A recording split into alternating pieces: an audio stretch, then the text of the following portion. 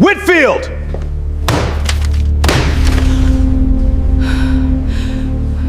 What is the meaning of this? Look at this mess. Hi everyone, welcome back. Please subscribe, like, and share. Now, let's get into today's story. I woke up to the sound of my own name being shouted, my cheek still pressed against a stack of transaction printouts, my neck aching in a way that told me I'd been asleep for longer than the few minutes I'd intended. Tanya Whitfield, Richard Alden said, standing over the front desk in a suit that probably cost more than my monthly rent. Are you seriously asleep at your station? During business hours? I sat up too fast, my vision swimming, 46 hours of accumulated exhaustion crashing into me all at once as I tried to form words that weren't coming quickly enough. Mr. Alden, I can explain. I don't need an explanation, he said, already reaching for the desk phone to call security. I need employees who can stay awake during their shifts. You're done. Clear out your locker and be gone within the hour. I want you to understand exactly what I was looking at when he pulled me out of that exhausted half-sleep, because it matters enormously to everything that happened in the next several hours. Spread across my desk, underneath the arm I'd been sleeping on, sat 48 hours of documentation, wire transfer logs, suspicious account activity, a timeline I'd built entirely on my own, tracking an attempted $100 million fraud scheme that was, at that exact moment, still actively unfolding inside our hotel's financial systems. I hadn't slept because I was lazy. I hadn't slept because I'd stopped caring about my job. I'd stayed awake for 2 straight days because I was the only person in this entire building who'd actually noticed something was catastrophically wrong, and no one else had believed me enough to help. My name is Tanya Whitfield, and I want to tell you honestly that I didn't fight Richard Alden in that moment. I didn't argue. I simply gathered my things, quietly, exhaustion and humiliation moving through me in equal measure, and I walked out of the hotel I'd just spent 2 sleepless days trying to save. Before I tell you exactly what happened 4 hours later, because the phone call Richard Alden received that afternoon is, without question, the single worst moment of his entire professional career. Let us know in the comments where you're watching from. We'd love to hear from you. And go ahead and hit that subscribe button, because what unfolds next changed absolutely everything about how this story ends. I had no idea, walking out through those lobby doors for what I believed was the last time, exactly how quickly my termination was about to become the biggest professional mistake Richard Alden had ever made, or exactly how much he was about to owe the exhausted woman he'd just fired without asking a single question. I want to take you back to the actual beginning, because understanding exactly what I'd been doing during those 48 hours matters enormously to understanding just how unjust that firing actually was. I worked front desk and guest services at the Alden Grand, a 500-room luxury hotel in downtown Atlanta, a job I'd held for just under 2 years since finishing my associate's degree in hospitality management. I want to be honest that it wasn't glamorous work, long shifts, demanding guests, a starting salary that barely covered my apartment and student loan payments combined, but I took real pride in doing it well, and I'd built over those 2 years, a genuine careful understanding of exactly how the hotel's booking and payment systems functioned, knowledge that would end up mattering considerably more than anyone, including me, initially realized. It started on a Tuesday afternoon, processing a routine corporate booking for a guest claiming to represent a mid-sized logistics company reserving 12 rooms for an upcoming conference. I noticed something small, almost easy to dismiss. The corporate account number provided didn't quite match the formatting our system typically used for verified corporate clients. Off by a single digit in a way that could have been a simple typo, or could have been something else entirely. I flagged it to my shift supervisor, a woman named Patricia, who glanced at it for perhaps 10 seconds before waving it off. Probably just a new corporate account still getting set up in the system, she said. Don't worry about it. I want to be honest that I almost let it go, right there, trusting her more experienced judgment over my own uncertain instinct. Something kept nagging at me anyway, a specific, persistent unease I couldn't quite articulate, so I made a decision that ended up changing everything. I quietly kept a personal log of that transaction, alongside a handful of similar bookings that had come through over the following 2 days, each one sharing that same subtle formatting inconsistency. By Thursday morning, I'd identified 11 separate transactions sharing the same anomaly, all processed within a 48-hour window, all routing through corporate accounts that, when I finally looked more closely, didn't actually exist in our verified client database at all. I want to walk you through the specific moment I understood the actual scale of what I was looking at. These weren't simple booking errors. Someone was using our hotel's payment processing infrastructure to route fraudulent wire transfers through what appeared, to any surface-level review, like legitimate corporate hotel transactions. A sophisticated laundering scheme designed specifically to move money through channels unlikely to draw immediate scrutiny. I escalated it formally that Thursday afternoon, submitting a detailed report to our IT department alongside a copy to Patricia and the hotel's assistant general manager. I want to be honest about the specific, maddening frustration of what happened next. Nothing. No response from IT for over 6 hours. Patricia telling me again that I was probably overthinking a formatting issue. The assistant general manager, when I finally reached him directly, telling me he'd look into it when things calmed down. Given that the hotel was simultaneously managing a large industry conference that same week, I want to walk you through exactly why I didn't simply let it go at that point, accepting that I'd done my due diligence and the responsibility now belonged to people with more authority than mine. I'd noticed, examining the transaction timestamps more closely Thursday evening, that the fraudulent transactions were accelerating. 3 additional suspicious bookings had appeared in just the few hours since my report, each one moving through slightly larger dollar amounts than the ones before it. I understood, sitting alone at the front desk that Thursday night, that whoever was behind this wasn't testing the system anymore. They were actively scaling up an attack, and every hour that passed without genuine intervention meant considerably more money moving through channels that would become exponentially harder to trace and reverse once it left our system entirely. I made a decision that night that I've thought about many times since, given everything that happened afterward. I decided I wasn't going to simply wait for someone with more authority to take this seriously. I was going to document everything myself, thoroughly enough that no one could dismiss it as a formatting issue again, even if that meant working through my own exhaustion to do it. I had no idea, making that decision Thursday night, exactly how far those 48 sleepless hours were about to take me, or exactly how completely alone I'd end up being, fighting to stop a $100 million fraud scheme with nothing but my own determination and a growing stack of printouts, while the people actually responsible for handling this crisis remained largely unreachable or unconvinced. I want to walk you through exactly what those 48 hours actually looked like, because I think she stayed up 2 days working, doesn't fully capture the specific, exhausting isolation of fighting a crisis largely alone while everyone around you insists there isn't one. By Friday morning, I'd identified 19 fraudulent transactions totaling just over $40 million in attempted transfers, a number considerably larger than the modest scheme I'd initially flagged on Tuesday. I brought this updated report directly to our IT director, a man named Curtis Boyle, requesting he personally review the pattern I'd built. I want to be honest about how that conversation actually went, because it mattered enormously to how alone I ended up being during the following 24 hours. Curtis reviewed my documentation for perhaps 5 minutes before telling me, with a specific, dismissive confidence I still remember clearly, our firewall systems would catch anything at this scale. I think you're seeing patterns that aren't actually there. I asked him directly whether he'd actually verified that assumption by checking the firewall logs himself. He hadn't. I asked whether he'd contact our banking partner to confirm whether any of these transactions had actually cleared. He told me that wasn't necessary, that he trusted our existing security infrastructure completely.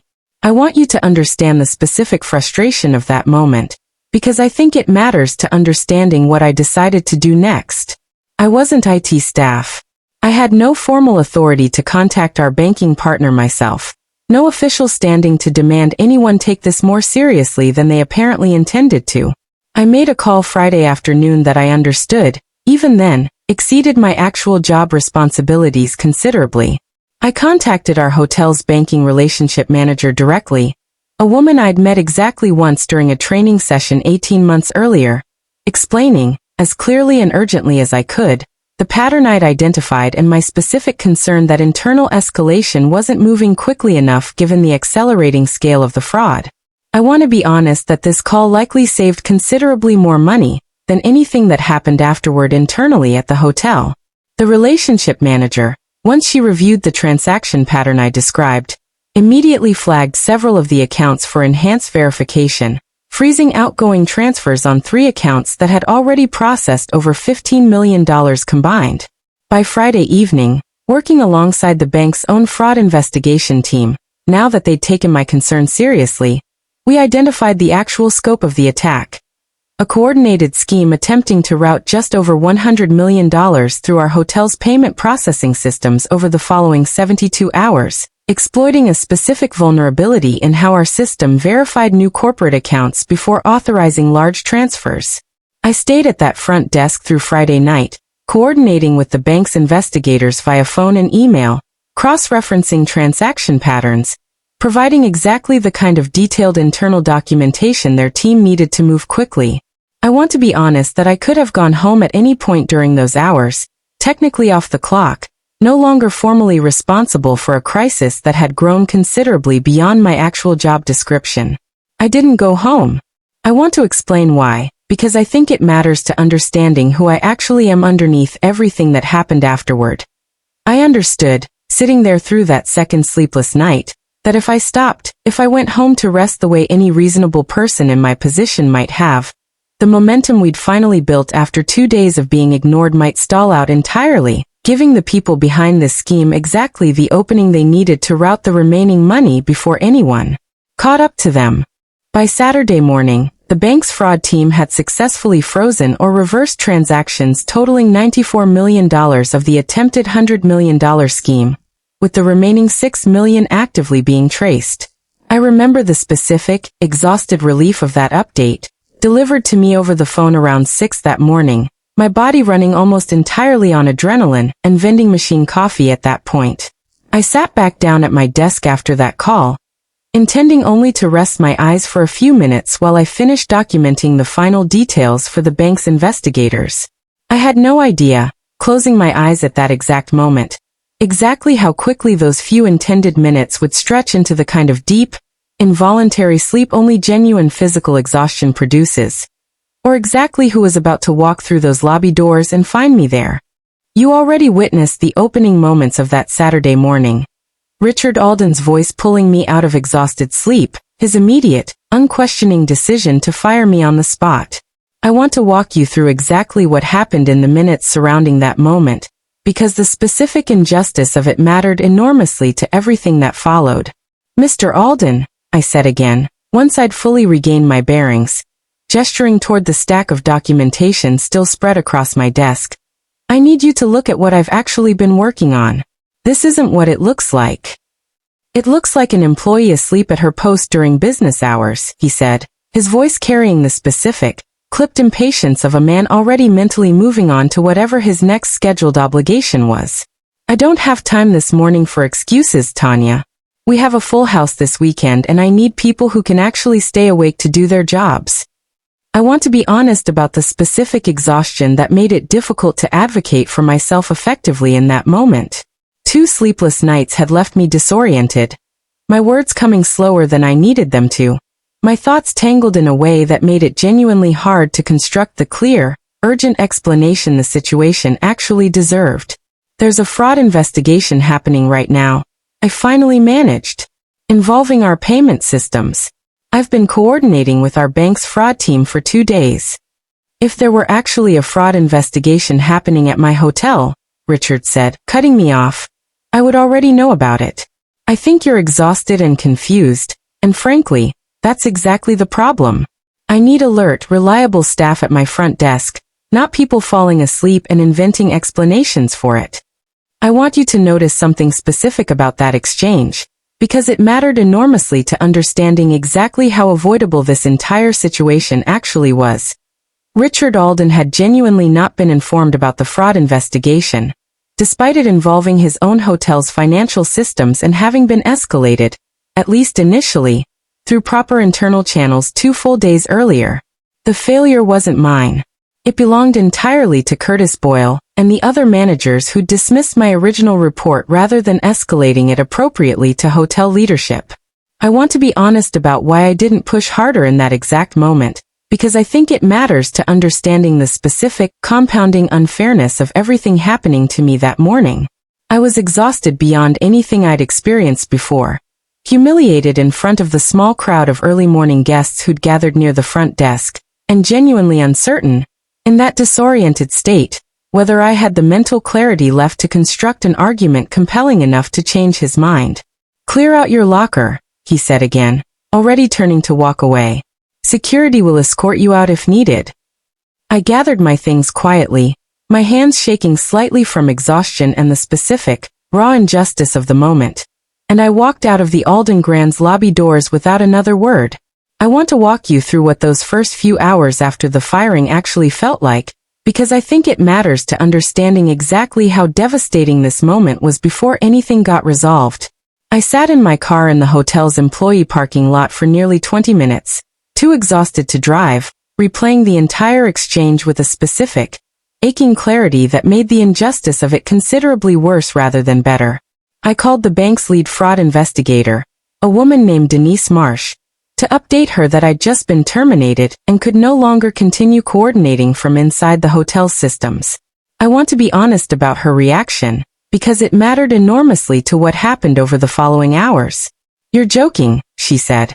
"Tanya, you're the reason we caught this in time. Does your CEO understand what you actually just stopped?"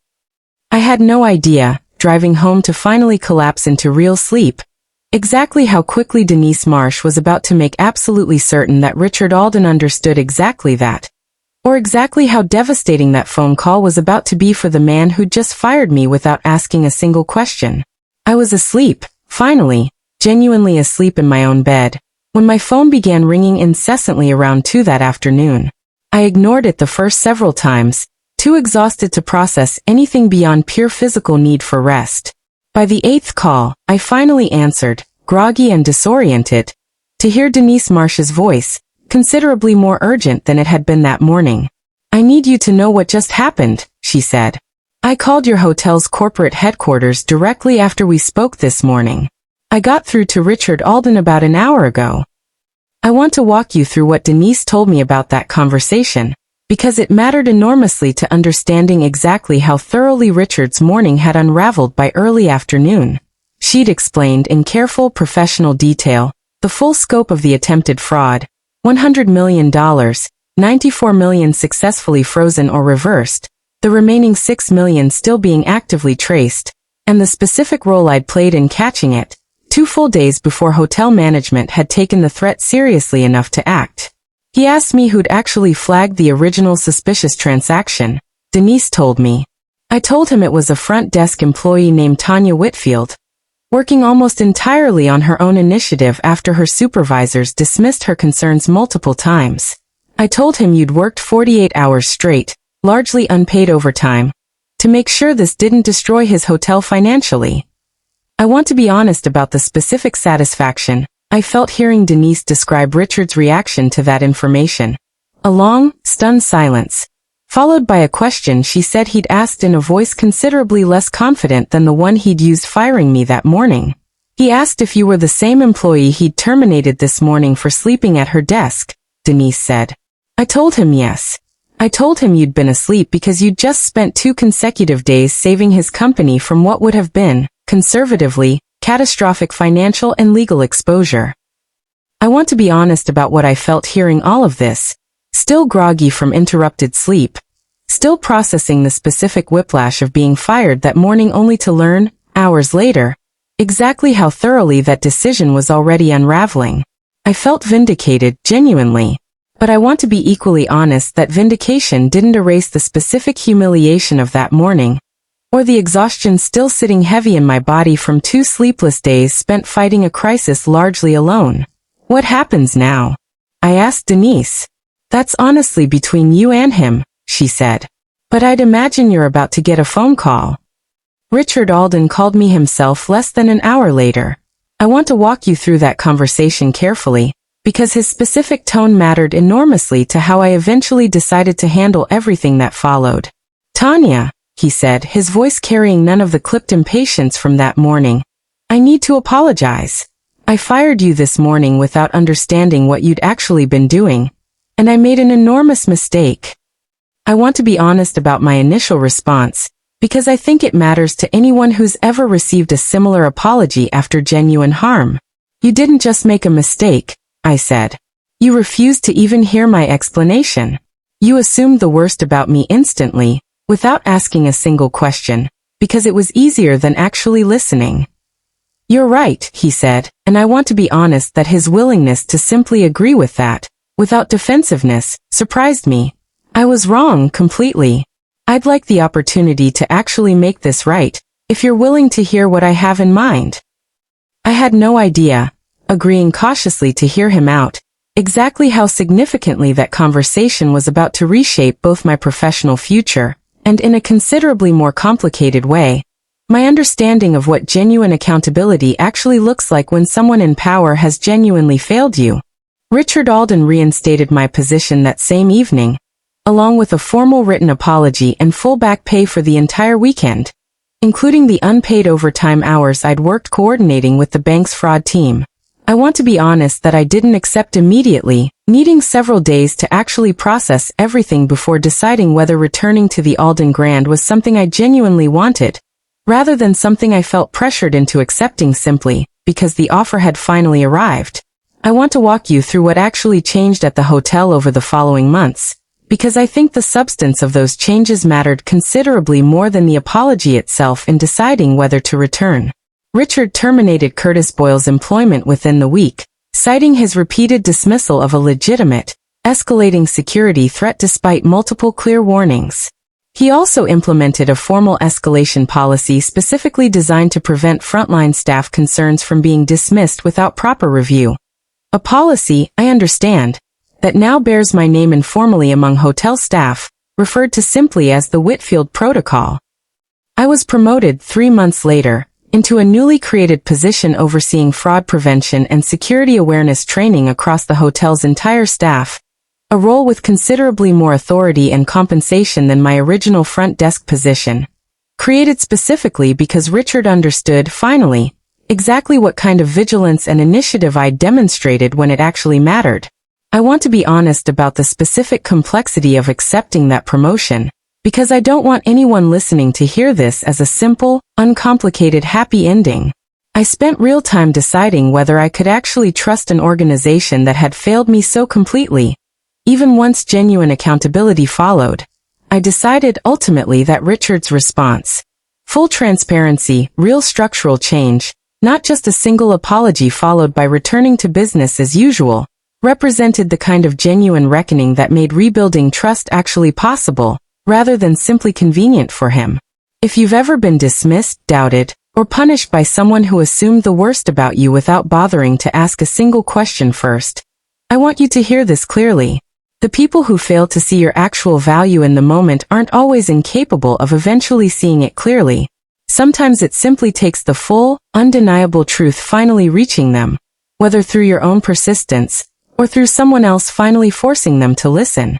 That doesn't excuse the harm caused by their initial failure to see you clearly, but it can eventually become an opportunity for genuine accountability, if the person responsible is actually willing to do the harder work of earning trust back, rather than simply apologizing and expecting everything to return to normal. Richard Alden fired me because he saw an exhausted woman asleep at her desk, and assumed the least generous explanation available to him. He had no idea, making that decision in less than 60 seconds, that he was firing the exact person who just spent 48 sleepless hours single-handedly saving his hotel from a $100 million catastrophe, nor did he know how quickly, and how thoroughly, he was about to learn exactly how wrong that assumption actually was.